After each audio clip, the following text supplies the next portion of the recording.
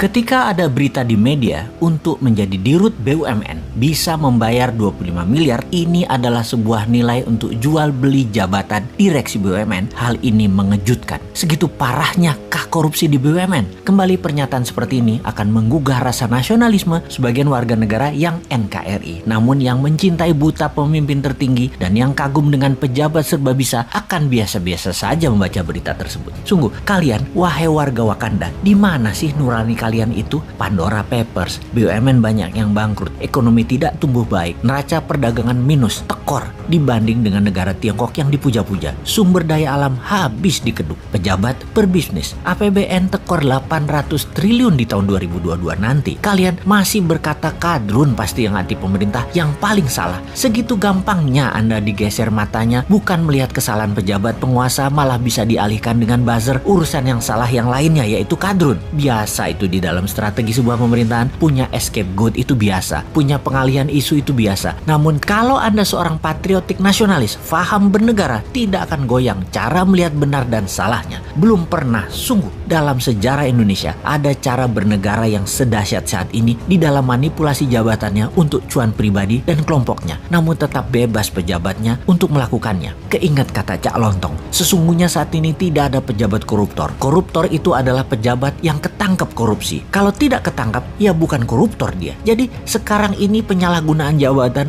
untuk memperkaya diri sendiri jangan-jangan dilakukan oleh hampir semua pejabat, dan pejabat tertinggi diam saja. Begini deh, kita semua tahu cara korupsi terbaik adalah transaksinya di luar negeri dengan proyek di luar negeri atau impor. Izin impor dan apapun yang negara impor 100% pasti ada komisi di negeri lainnya. Oleh karena itu, kita pertanyakan kalau ada yang tahu dan peduli tentang proyek IBC, Indonesia Battery Company, yang akan membeli perusahaan mobil listrik yang tak jelas juntrungannya. Secara pribadi, si Sontoloyo ini menilai akuisisi perusahaan listrik asal Jerman yang akan dilakukan oleh IBC, Indonesia Battery Corporation, tidak layak dan tegas harus ditolak rencana akuisisi ini.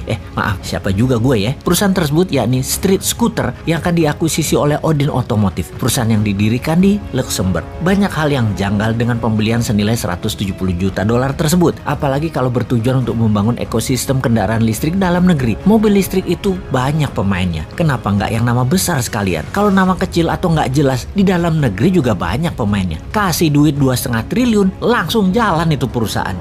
Lupa, nggak bisa dimainin harga dan komisinya ya kalau lokal. Oh iya, maaf, lanjut ke luar negeri. Sekali lagi kita bertanya, kenapa mesti beli mobil listrik di Jerman? Apa karena bisa digoreng sahamnya di masa depan? Buat cuan dari papers trading gitu ya rencananya? Sungguh, di dalam pengambilan keputusan, pejabat tidak boleh mengambil keputusan berdasarkan future valuasi. Ini negara, bukan bisnis. Negara jangan berbisnis. Yang untung bukan rakyat, tapi pejabatnya. Kalau pemerintah berbisnis, memang pebisnis berbasis bursa saham yang sering mainan valuasi perusahaan memang sering melakukan bisnis berdasarkan valuasi masa depan atau future valuation. Tetapi mudah-mudahan Pak Menteri yang tindakannya katanya sudah disetujui pejabat tertinggi tersebut, mudah-mudahan pejabat tertingginya paham cara mereka main yang terlihat menguntungkan sesungguhnya hanya di kertas dan jualan kertasnya yang untung. Di dunia nyata atau sektor realnya mah nggak bakal ada apa-apa, apalagi kemanfaatannya buat menyerap tenaga kerja. Jauh panggang dari api. Tapi saya yakinlah semua buat NKRI kok. Bener kan? Kalian kan mau jabat lagi di 2024, harus cantik di etalase medianya walau terlihat wagu videonya di pompa bensin kemarin.